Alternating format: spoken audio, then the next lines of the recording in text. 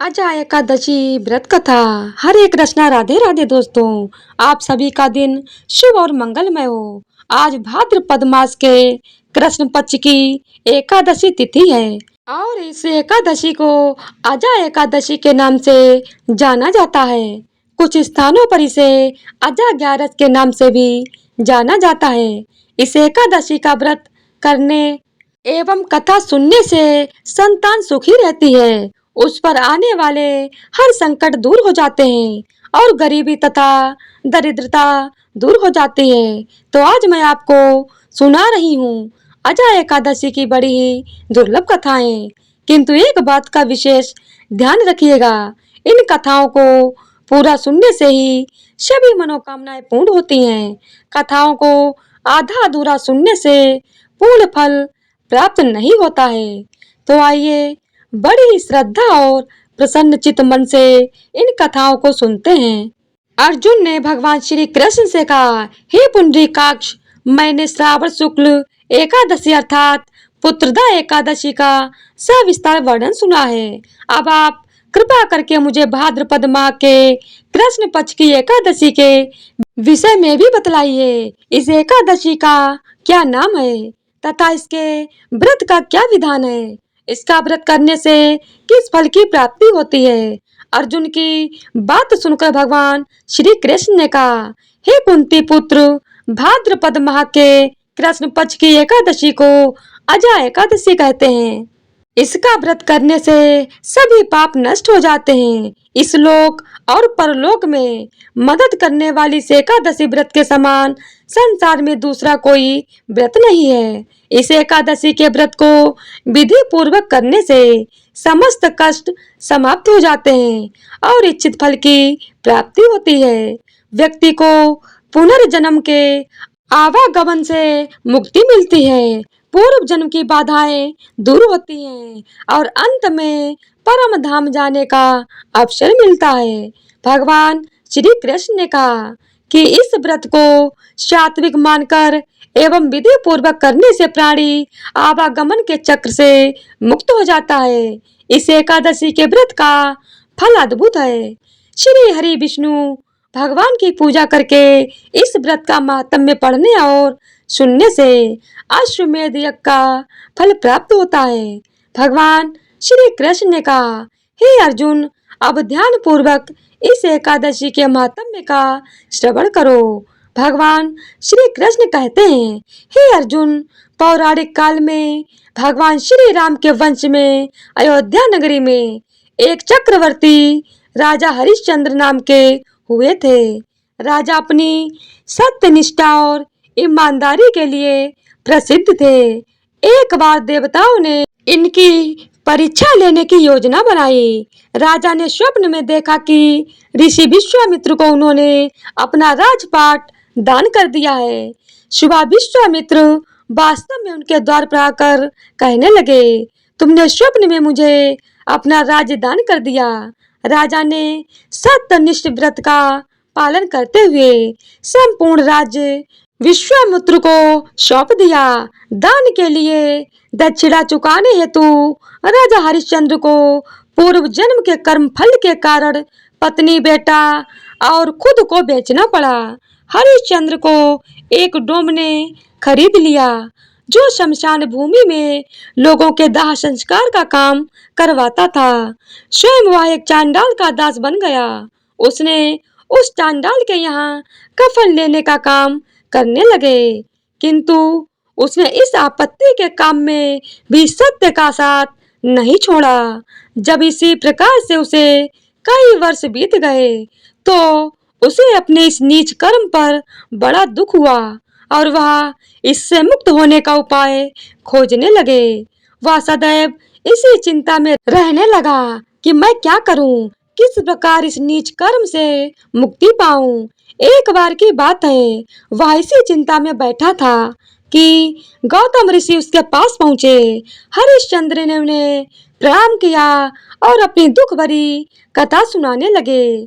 राजा हरिश्चंद्र की दुख भरी कहानी सुनकर महर्षि गौतम भी अत्यंत दुखी हुए और उन्होंने राजा से कहा, हे राजन, भादव माह के कृष्ण पक्ष की एकादशी का नाम अजा एकादशी है। तुम उस एकादशी का विधान पूर्वक व्रत करो तथा रात्रि को जागरण करो। इससे तुम्हारे सभी पाप नष्ट हो जाएंगे। महर्षि गौतम इतना कहकर वहां से चले गए। अजा नाम की एकादशी आने पर राजा हरिश्चंद्र ने महर्षि के कहे अनुसार विधान पूर्वक उपवास तथा रात्रि जागरण किया। इस व्रत के प्रभाव से राजा के सभी पाप नष्ट हो गए। उस समय स्वर्ग में नगाड़े बजने लगे तथा पुष्पों की वर्षा होने लगी। उन्होंने अपने सामने ब्रह्मा, विष्णु, महेश तथा देवेंद्र आदि देवताओं को खड़ा पाया। उन्होंने अपने मृतक पुत्र को जीवित तथा अपनी पत्नी को राजसी वस्त्र तथा आभूषणों से परिपूर्ण देखा। व्रत के प्रभाव से राजा को पुनः अपने राज्य की प्राप्ति हुई। वास्तव में एक ऋषि ने राजा की परीक्षा लेने के लिए यह सब कौतुक किया था, परंतु अजा एकादशी के व्रत के प्रभाव से ऋषि द्वारा रची गई सारी माया समाप्त हो गई और अंत समय में हरिश्चंद्र अपने परिवार सहित स्वर्ग लोक को चले गए। हे राजन, यह सब अजा एकादशी के व्रत का प्रभाव था। जो मनुष्य इस उपवास को विधान पूर्वक करते हैं तथा रात्रि जागरण करते हैं, उनके सभी पाप नष्ट हो जाते हैं और अंत में स्वर्ग को प्राप्त करते हैं। इस एकादशी व्रत की कथा के श्रवण मात्र से ही अश्वमेध यज्ञ के फल की प्राप्ति हो जाती है। तो आइए अब श्रवण करते हैं ग्यारस माता की कथा। इस कथा के बिना व्रत अधूरा माना जाता है। एक बार की बात है, एक राज्य में एक राजा रहा करता था। राजा बहुत ही बुद्धिमान और बलशाली था। वह सदैव अपनी प्रजा का बहुत ही अच्छे से ध्यान रखता था। प्रजा भी अपने राजा को बहुत पसंद करती थी। राजा की दो बेटियां थीं। राजा अपनी दोनों बेटियों से बहुत ही प्रेम किया करता था। राजा की दोनों बेटियां बहुत ही सुंदर थीं, लेकिन राजा की छोटी बेटी देखने में अधिक सुंदर और धार्मिक प्रवृत्ति की थी। वह 12 मास ग्यारस माता की पूजा और व्रत किया करती थी। सभी लोग राजा की छोटी बेटी से बहुत प्रेम करते थे और खूब प्रशंसा भी किया करते थे। वह बोलने में बहुत ही अच्छी थी। राजा भी अपनी छोटी बेटी को बड़ी बेटी से कुछ ज्यादा ही प्रेम करते थे, जिस कारण राजा की बड़ी बेटी को अपनी छोटी बहन से नफरत होने लगी। समय के साथ राजा की दोनों बेटियां बड़ी हो गईं। तब एक पड़ोस के राज्य में रहने वाला राजकुमार राजा की बड़ी बेटी के लिए रिश्ता लेकर आया। जैसे ही उस राजकुमार की नजर राजा की छोटी बेटी पर पड़ी, तो वह राजकुमार छोटी बेटी पर मोहित हो गया और उसी से विवाह करने के बारे में सोचने लगा। उस राजकुमार ने राजा की बड़ी बेटी के साथ विवाह करने से मना कर दिया और राजा से कहा कि आप बुरा ना मानो तो मैं आपकी छोटी बेटी से विवाह करना चाहता हूँ। जब यह बात राजा की बड़ी बेटी को पता चली तो वह अपनी छोटी बहन से और भी ज्यादा नफरत करने लगी। राजा की बड़ी बेटी अपनी छोटी बहन को अपना सबसे बड़ा दुश्मन मान बैठी और वह मन ही मन अपनी छोटी बहन से बदला लेने का निर्णय कर लेती है, जिसके चलते उसने सोचा कि छोटी बहन को जान से मार देती हूँ। एक दिन राजा की बड़ी बेटी ने लड्डू में जहर मिलाकर अपनी छोटी बहन को दे दिया। छोटी बहन ने वो लड्डू खा लिया, लेकिन लड्डू खाने के बाद भी छोटी बहन को कुछ भी नहीं हुआ। बड़ी बहन यह देखकर बहुत ही आश्चर्यचकित हुई, लेकिन बड़ी बहन ने हार नहीं मानी। एक दिन जब छोटी बहन अपने कमरे में सो रही थी, तब उसने मटके में सांप रखकर उसके कमरे में छोड़ दिया, लेकिन सांप भी छोटी बहन का कुछ नहीं कर पाया। जिसके बाद बड़ी बहन ने अपनी छोटी बहन से कहा कि चलो बहन, आज हम कुएं से पानी भरकर लाते हैं। तो छोटी बहन अपनी बड़ी बहन के कहे अनुसार उसके साथ पानी लेने के लिए चली गई। जैसे ही वह पानी कुएं से निकालने लगी तो बड़ी बहन ने उसे कुएं में धक्का दे दिया, लेकिन ग्यारस माता के आशीर्वाद से वह सकुशल बाहर निकल आई। यह देखकर बड़ी बहन को बहुत ही आश्चर्य हुआ कि न जाने मैंने कौन कौन से प्रयास किए हैं, फिर भी इसका कुछ भी नहीं बिगड़ा। उसने एक दिन सोचते सोचते छोटी बहन के पास जाकर कहा कि बहन, तुमको पता है भगवान सबकी मृत्यु एक निश्चित समय पर लिखते हैं। तुम्हारी और मेरी मृत्यु कैसे होगी, क्या तुम जानती हो? तब छोटी बहन ने कहा, हाँ बहन, मेरी मृत्यु कैसे होगी यह तो मैं जानती हूँ। छोटी बहन से यह सुनकर बड़ी बहन को बहुत ही संतुष्टि हुई और वह सोचने लगी कि इस बार मैं इसे जरूर मार दूंगी। उसने अपनी छोटी बहन से कहा कि अपनी मृत्यु का राज मुझे भी बताओ, मैं तो तुम्हारी बड़ी बहन हूँ। छोटी बहन ने अपनी बड़ी बहन से कहा कि मेरी मृत्यु एक तोते में है, जो तोते के गले में एक हार है, उसी से मेरी मृत्यु होगी। जब कोई व्यक्ति उस तोते को मारकर वह हार अपने गले में पहन लेगा तो मैं मूर्छित हो जाऊंगी, और जैसे ही उस हार को अपने गले से उतार देगा तो मैं फिर से जीवित हो जाऊंगी। अपनी छोटी बहन की मृत्यु का राज जानकर बड़ी बहन बहुत खुश हुई और उसने अपनी छोटी बहन को मारने के लिए उस पालतू तोते को ढूंढना शुरू कर दिया। लेकिन छोटी बहन को इस बात का पता चल गया था कि वह मेरी जान लेना चाहती है। वह अपने पिताजी के पास गई और अपने पिताजी से कहा कि पिताजी, अगर मेरी मृत्यु हो जाए तो मुझे जलाना मत, बल्कि आप मुझे पुरानी वाली जो हवेली है उसमें एक पलंग पर लिटाकर छोड़ देना। अपनी छोटी बेटी के मुख से इस तरह की बात सुनकर राजा को बहुत बुरा लगा। उसने अपनी बेटी से पूछा कि बेटी, तुम ऐसी बातें क्यों कर रही हो? 2-4 दिन में तेरी शादी होने वाली है। तब राजा की छोटी बेटी ने बताया कि पिताजी, समय किसी के लिए नहीं रुकता, कब क्या हो जाए किसी को कुछ भी नहीं पता। फिर राजा ने अपनी छोटी बेटी से कहा कि तुम्हारा ऐसा बोलना मुझे बिल्कुल भी अच्छा नहीं लग रहा है। लेकिन छोटी बेटी ने अपने पिताजी को ऐसा करने पर मजबूर कर दिया और वचन ले लिया कि मरने के बाद जलाना नहीं है। राजा ने भी अपनी छोटी बेटी की बात मान ली और 2-3 दिन बाद शादी का समय आया। घर में पूरा शादी का माहौल था। पूरे गाजे बाजे के साथ बारात आई, अर्थात राजकुमार बारात लेकर राजा के घर आया। राजकुमार और राजा की छोटी बेटी का विवाह शुरू हो गया। जैसे ही राजा की छोटी बेटी राजकुमार के साथ अपने फेरे लेना शुरू करती है तो उसी समय उसकी बड़ी बहन अपनी छोटी बहन के कमरे में जाकर उसके तोते को पकड़ लेती है और उसे जान से मार देती है। तोते के गले में जो हार था उसे अपने गले में धारण कर लेती है। जैसे ही बड़ी बहन ने हार को अपने गले में डाला तो उधर छोटी बहन के 3.5 फेरे ही पूरे हुए थे और वह बेहोश होकर गिर गई। इसके बाद राजा ने बड़े बड़े हकीम को बुलाया और अपनी छोटी बेटी का इलाज करने को कहा। राजा ने कहा, जो कोई इसे सही तरीके से मेरी बेटी का इलाज कर देगा, मैं उसको मुंह मांगा इनाम दूंगा। राजा की बात सुनकर वैद्य ने जब छोटी बेटी का इलाज करना शुरू किया तो राजा को बताया कि आपकी छोटी बेटी ना तो जीवित है और ना ही मरी हुई है। मैं तो मेरे जीवन में ऐसा पहली बार देख रहा हूँ।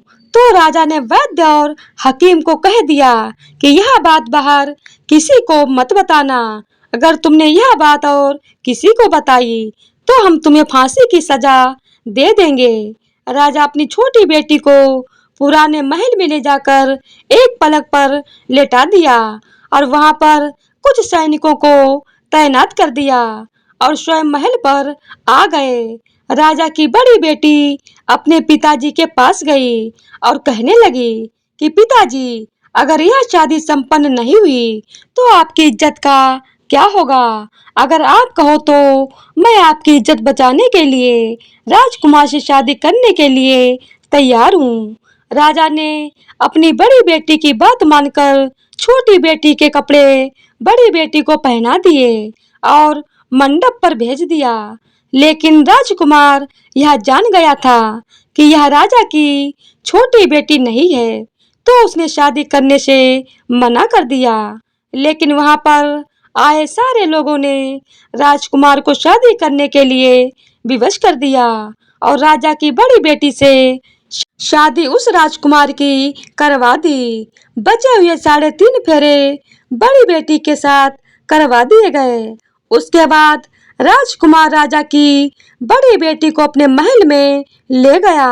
राजकुमार राजा की बड़ी बेटी से ना तो बात करता था और ना ही उसे पसंद करता था और ना ही उसके कमरे में जाता था। राजकुमार ने यह फैसला ले लिया कि मैं राजा की छोटी बेटी को ढूंढ कर ही रहूंगा। वह रात दिन उसे ढूंढता हुआ इधर उधर घूमने लगा। एक दिन राजकुमार अपने घोड़े पर सवार होकर राजा के पुराने महल के पास पहुंच गया, जहां पर उसने कुछ सैनिकों को देखा। महल के पास पहुंचकर राजकुमार ने जब महल को ध्यान से देखा तो वह समझ गया कि यह मेरे ससुर जी का पुराना महल है। तब राजकुमार ने सैनिकों से पूछा कि तुम लोग यहाँ पर क्या कर रहे हो और इस महल के अंदर उस पलंग पर कौन लेटा है? तो सैनिकों ने बताया कि यहाँ पर राजा की छोटी बेटी लेटी है। यह सुनकर राजकुमार अत्यधिक खुश हुआ और तुरंत उससे मिलने के लिए अंदर चला गया। लेकिन अंदर जाकर देखा तो वह बिल्कुल बेहोश थी। तत्पश्चात राजकुमार उसकी सेवा करने लगा। जैसे ही रात हुई, राजा की छोटी बेटी उठकर बैठ गई। राजकुमार यह देखकर बहुत ही खुश हुआ और उससे पूछने लगा कि तुम यहाँ पर क्या कर रही हो? ऐसे बीच फेरों में गायब होकर यहाँ पर क्यों चली आई? राजा की छोटी बेटी ने राजकुमार को सारी बात बता दी। राजा की छोटी बेटी ने कहा कि मेरी जान एक तोते में बसी थी और यह बात मैंने अपनी बड़ी बहन को बता दी थी। मुझे पता था कि उसी ने मुझे मारने का प्रयास किया है। उसके पास एक हार है जिसको वह सुबह पहन लेती है और रात को उतार कर रख देती है।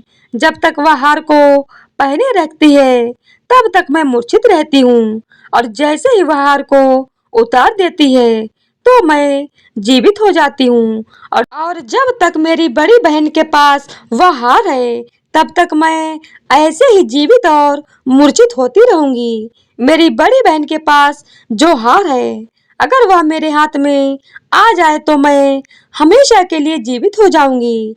राजकुमार यह बात सुनकर राजा की छोटी बेटी के पास रहने का निर्णय ले लिया और बचे हुए फेरे लेकर अपने विवाह को भी पूरा कर लिया और वहीं पर रहने लगा। ऐसे करते करते काफी समय बीत गया तथा राजा की छोटी बेटी गर्भवती हो गई। एक दिन राजकुमार को किसी काम से बाहर जाना पड़ा तो पीछे से राजा की छोटी बेटी के पेट में बहुत जोरों से दर्द होने लगा। उसने उस समय ग्यारस माता का आवाहन किया, जिसके बाद ग्यारस माता वहां पर प्रकट हुई और उन्होंने उसके दर्द को दूर किया तथा एक सुंदर पुत्र को उसने जन्म दिया। जब आधी रात को राजकुमार बाहर से आया तो उसने ग्यारस माता को देखा तो वह बहुत ही आश्चर्यचकित हुआ और उसने तुरंत ग्यारस माता को प्रणाम किया। ग्यारस माता ने राजकुमार से कहा कि जब तुम्हारा बेटा 5 वर्ष का हो जाएगा तो तुम अपनी पत्नी का हार लाकर इसके गले में डाल देना। उसके बाद यह हमेशा के लिए जीवित हो जाएगी। समय बीतता चला गया और राजकुमार का बेटा 5 साल का हो गया। एक दिन राजकुमार को फिर किसी काम से बाहर जाना पड़ा। उसने अपने बेटे से कहा, तुम अपनी माता का ध्यान रखना, मैं शाम तक लौट आऊंगा। जैसे ही राजकुमार वहां से बाहर निकला तो बड़ी बहन के सैनिकों ने उसे देख लिया और बड़ी बहन को जाकर सारी बात बता दी। जिसके बाद बड़ी बहन अपनी छोटी बहन के पुत्र को वहां से उठवा लिया और उसे मरवा दिया। उसके 2 टुकड़े करवाए और पहले टुकड़े को चक्की के पास छुपा दिया और दूसरा टुकड़ा अपने पलंग के नीचे रख लिया। यह देखकर ग्यारस माता ने भिखारन का रूप धारण किया और उसके घर आ गईं और भिक्षा मांगने लगीं। बड़ी बहन ने अपने नौकरों से कहा कि जाओ भिखारन को भिक्षा दे दो। लेकिन जैसे ही नौकर ग्यारस माता को भिक्षा देने के लिए जाता है तो ग्यारस माता उसे मना कर देती हैं और कहती हैं कि मैं तुम्हारी रानी के हाथ से ही भिक्षा लूंगी। नौकर ने अंदर जाकर कहा कि रानी वह हमसे भिक्षा नहीं ले रही है, बोल रही है कि मैं रानी से ही भिक्षा लूंगी। तब बड़ी बहन स्वयं भिक्षा देने के लिए भिखारन बनी ग्यारस माता के पास आती है। उससे पहले ही ग्यारस माता एक बिल्ली का रूप बनाकर उसके कमरे में चली जाती हैं। वहां पर जो छोटी बेटी के पुत्र का एक टुकड़ा था वह उठा लेती हैं और दूसरा चक्की के पास से उठाकर जीवित कर देती हैं और वहां से लेकर चली जाती हैं। ग्यारस माता राजकुमार को सारी बात बताकर उन्हें उसका बेटा सौंप देती हैं। राजकुमार अपने बेटे को लेकर उस बड़ी बहन के पास जाता है और उससे कहता है कि इस बच्चे का अच्छे से ध्यान रखना। अगर तुम इस बच्चे का अच्छे से ध्यान नहीं रखोगी तो मैं तुमसे बात करूंगा, वरना मैं यहाँ से चला जाऊंगा। एक दिन राजकुमार ने अपने बेटे से कहा, तुम ऐसा करो, तुम्हारी बड़ी माँ के गले का वो हार मांग लो, तुम्हारी जिद की वजह से वह तुम्हें दे देंगी। अपने पिताजी के कहे अनुसार लड़का अपनी बड़ी माँ के पास जाकर कहता है कि बड़ी माँ, मुझे तुम्हारे गले का हार चाहिए।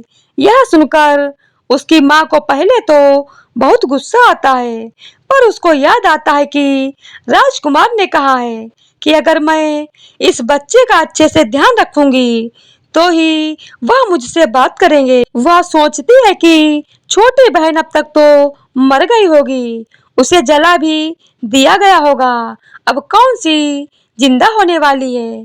यही सोचकर वह हार को अपने गले से निकालकर उस बच्चे को दे देती है। वह बच्चा उस हार को ले जाकर अपने पिताजी को दे देता है।